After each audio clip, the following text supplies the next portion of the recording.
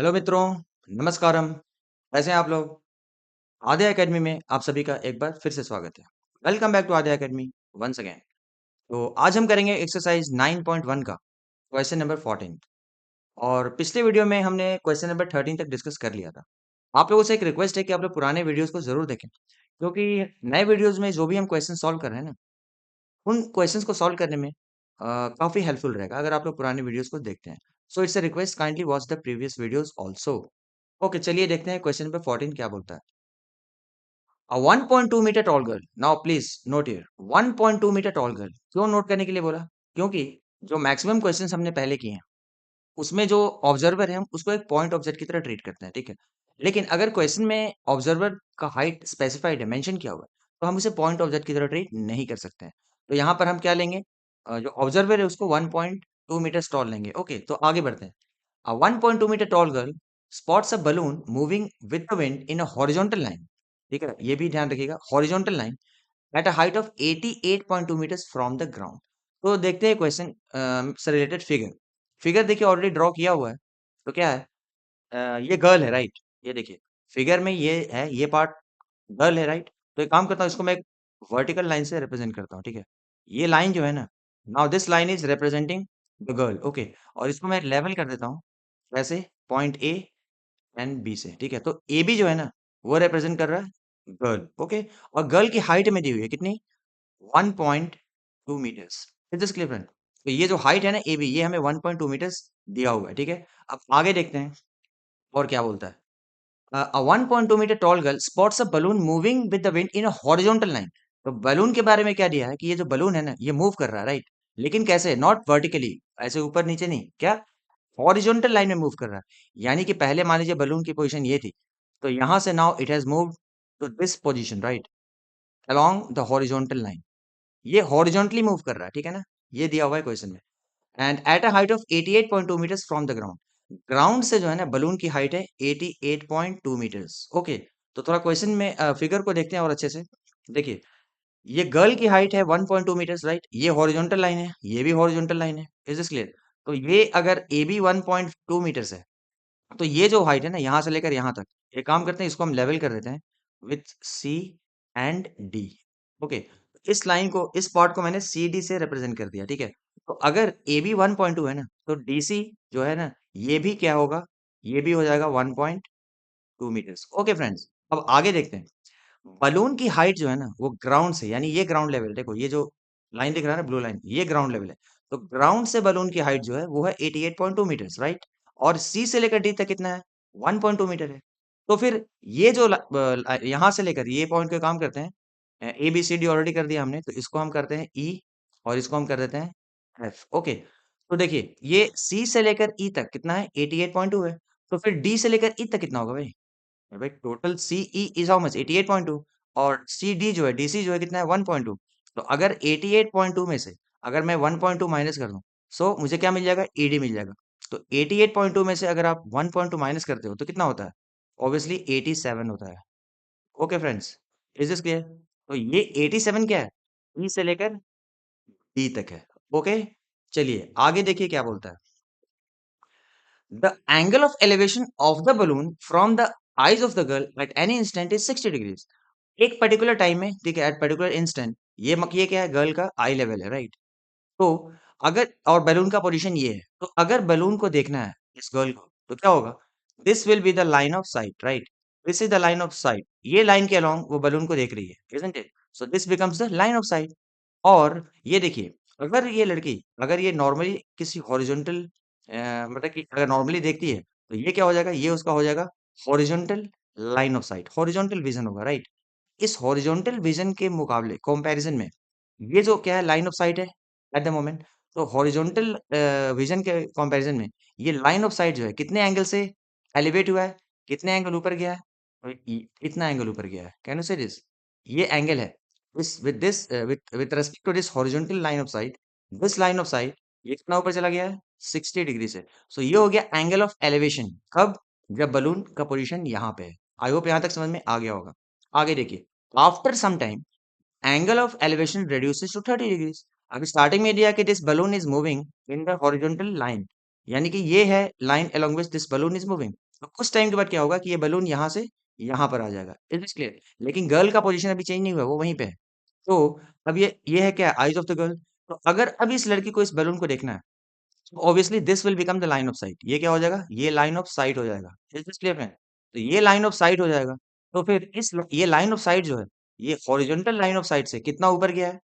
अगर ये horizontal line of site है और ये अभी का लाइन ऑफ साइट है, अगर बैलून को फिलहाल आफ्टर सम टाइम देखना है, तो ये लाइन होगा along which वो देखेगी। तो ये line of site horizontal line of site से कितना ऊपर है? तो इतने एंगल से ऊपर है। तो ये क्या हो जाएगा? Angle of elevation, isn't it? किसका?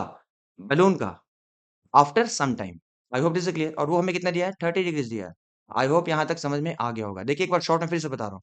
Initially girl was standing like this, balloon का ये पोजीशन था, तो ये हो गया उसका लाइन ऑफ साइट, ठीक है। तो ये लाइन ऑफ साइट जो है, हॉरिजॉन्टल लाइन ऑफ साइट के रेस्पेक्ट में, ये 60 डिग्री से ऊपर चला गया। यानी कि ये हो गया एंगल ऑफ एलिवेशन।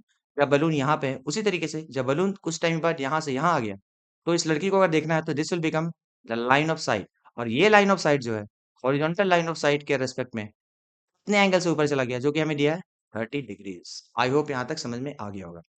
तो देखिए आगे क्या बोलता है। Find the distance travel by the balloon during the interval.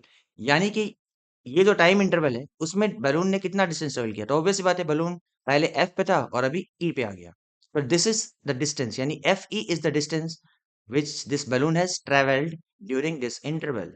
Okay friends, तो अब कैसे बढ़े आगे? देखिए एक और चीज, ये क्या है? बलून की हाइट है, राइट? तो ऑब्वियसली ये क्या होगा? 90 डिग्रीज होगा। क्लियर? और ये क्या है? ये भी 90 डिग्रीज होगा। आई होप यहाँ तक समझ में आ गया होगा। इससे क्या मिल रहा है? आप लोग देखिए, हमें दो राइट एंगल ट्रायंगल मिल रहे हैं। कौन कौन से? एक तो मिल रहा है ए ई डी, ठीक है। एक राइट एंगल कौन सा मिल रहा है? ए ई डी। और दूसरा कौन सा मिल रहा है? A F. और इसको आप एक काम कीजिए, जी से लेवल कर दीजिए। तो दूसरा राइट एंगल ट्रायंगल कौन सा दिख रहा है हमें? A G F. Are you getting? A F G. तो ये दो राइट ट्रायंगल्स को हम चूज करेंगे और फिर हम पता लगाते हैं कि ये डिस्टेंस कितना होएगा। ओके, तो सबसे पहले मैं काम करता हूँ, मैं लेता हूँ ये ट्रायंगल। कौन सा? ए सी। तो यहाँ पर आप स्पेसिफाई करो कौन सा ट्रायंगल ले रहे हो। तो इन ट्रायंगल कौन सा? ए ई सी नहीं, A E D. In triangle A E D. कौन सा ट्रायंगल ले रहे हैं हम लोग? A E D. यहाँ तक ले रहे हैं, ठीक है। इन ट्रायंगल एईडी क्या दिया है हमें? ये देखिए, ये एंगल हमें पता है, ठीक है, 30 डिग्रीज। ये ट्रायंगल में एईडी में हमें क्या पता है? ये एंगल 30 पता है। और इस एंगल के रेस्पेक्ट में हमें इसका ऑपोजिट साइड पता है। कितना? ई से लेकर डी तक कितना है? 87 है। इस बात का ध्यान रखिएगा। ऑपोजिट मतलब क्या है? परपेंडिकुलर हमें दिया हुआ है। और ए से लेकर सी तक ये क्या होगा? उसका बेस हो जाएगा। तो हमें बेस नहीं पता है, तो हम रेशियो कौन सा लेंगे? जिसमें है परपेंडिकुलर और बेस। नहीं तो फिर ऑपोजिट एंड एडजेसेंट। तो परपेंडिकुलर और बेस में कौन सा रेशियो आता है? ऑब्वियसली टैन आता है। तो यहाँ पे आप लिख दो tan of theta is equal to, पहले जनरल फॉर्मूला लिख दो, परपेंडिकुलर अपॉन बेस। और थीटा क्या है यहाँ पे? 30 डिग्रीज है। तो आप लिख दो यहाँ पे tan of 30 is equal to, perpendicular हमने क्या लिया है? ई से लेकर डी तक लिया। तो यहाँ पे आप लिख दो E D, E D upon base क्या लिया है हमने? ए से लेकर डी तक लिया। तो ईडी अपॉन एडी लिख दीजिए। ओके, अब आगे बढ़ते हैं। tan 30 मतलब क्या है? 30 इज द स्टैंडर्ड एंगल। तो tan 30 कितना होता है आपको पता होना चाहिए। तो वो होता है 1/√3। सो 1/√3 इज ईडी। देखिए ईडी हमें पता है, ईडी कितना दिया है? ईडी अभी हमने कैलकुलेट किया कितना? 87। 88.2 में से 1.2 माइनस किया था, तो ईडी हमें कितना मिला? 87। तो ईडी की जगह आप 87 लिख दो, उससे हमें एडी का वैल्यू मिल जाएगा। सो ईडी कितना है? 87 अपॉन एडी। ओके फ्रेंड्स, अब जब इसको क्रॉस मल्टीप्लाई करेंगे तो एडी इंटू वन क्या हो जाएगा? एडी हो जाएगा। तो AD into one is nothing but AD. Okay, and this is equal to 87 into root three. क्या हो जाएगा? 87√3 एंड ऑब्वियसली मीटर्स। तो हमें एडी मिल गया, ध्यान दीजिएगा। एडी कितना मिला? 87√3। यानी ए से लेकर डी तक, यानी ये वाला डिस्टेंस जो है ना, ए से लेकर डी तक, ये लेंथ हमें मिल चुका है। ए से लेकर डी तक हमें मिल चुका है कितना? 87√3। ओके फ्रेंड्स, अब आगे चलते हैं। अब हम ले रहे हैं दूसरा ट्राइंगल, कौन सा? ट्राइंगल ए एफ जी। अभी हम दूसरा ट्राइंगल लेंगे ए एफ जी। थोड़ा कलर चेंज कर देता हूँ, वेट। अभी हम कौन सा ट्राइंगल ले रहे हैं? ए एफ जी। तो यहाँ पर आप स्पेसिफाई कर दो, let us draw a line here. और कौन सा ट्राइंगल ले रहे हैं हम? In triangle A F ji. In triangle A F ji. A F जी देखिए ध्यान से, again it's a right angle triangle. और इस ट्राइंगल में हमें ये एंगल पता है कितना? 60 डिग्रीज। ध्यान से देखिए, ये ट्राइंगल हम कौन सा ले रहे हैं? ए एफ जी। ये ट्राइंगल में हमें ये एंगल पता है 60 डिग्रीज। और इस एंगल के रेस्पेक्ट में हमें ऑपोजिट यानी परपेंडिकुलर पता है। कैसे पता है? देखिए, अगर ये क्या है, दोनों पैरेलल लाइंस हैं, राइट, हॉरिजॉन्टल है तो पैरेलल है। अगर भैया ये 87 है, यहाँ से लेकर यहाँ तक, तो क्या लेकर आपको लगता है एफ से लेकर जी तक ये 87 नहीं होगा? ऑब्वियस सी बात है ना, एफ जी जो होगा वो भी 87 मीटर्स ही होगा। तो वापस आइए इस ट्राइंगल में ए एफ जी। तो ए एफ जी में हमें ये एंगल पता है 30, सॉरी 60, और इसका रिस्पेक्ट में हमें परपेंडिकुलर पता है और बेस नहीं पता है। बेस मतलब ए जी हमें नहीं पता है। तो परपेंडिकुलर बेस कौन सा रिलेशन हो गया, कौन सा रेशियो हो गया? तो tan हो गया। तो आप पहले लिख दीजिए, tan ऑफ थीटा क्या होता है? परपेंडिकुलर अपॉन बेस होता है। और यहाँ पे थीटा कितना है? तो tan ऑफ थीटा कितना है? 60 है। तो यहाँ पे लिख दीजिए tan of 60 is equal to, perpendicular क्या है यहाँ पे? एफ से लेकर जी तक है, तो आप यहाँ पे लिख दीजिए एफ जी। ओके। और बेस क्या है? बेस देखिए ए से लेकर जी तक है, तो यहाँ पे आप ए जी लिख दीजिए। Okay friends. और tan 60 का मतलब क्या है? tan 60 स्टैंडर्ड एंगल, तो tan 60 होता है √3। And this is equal to, देखिए एफ जी हमें पता है, ठीक है, 87। तो यहाँ पर आप 87 लिख दीजिए and upon A ji. A G तो हमें फाइंड करना है, तो आप उसको ए जी लिख दीजिए। ओके फ्रेंड्स, थोड़ा इसको और आगे बढ़ते हैं। तो देखिए, इससे क्या होगा? ये √3 का मतलब क्या है? √3 अपॉन 1। अब आप क्रॉस मल्टीप्लाई कर दो इसको, वापस क्रॉस मल्टीप्लाई। तो ए जी इंटू √3 क्या होगा? √3 ए जी हो गया। And this is equal to 87 into 1 यानी 87। तो हमें एजे कितना मिलेगा? A G will be how much? A G will be 87 divided by √3। 87 divided by √3। लेकिन हमने पहले भी कई बार डिस्कस किया कि डिनोमिनेटर में जब भी रूट हो तो काइंडली उसको हटा दीजिए। तो उसको हटाने का क्या तरीका है? उसको आप रेशनलाइज कर दीजिए।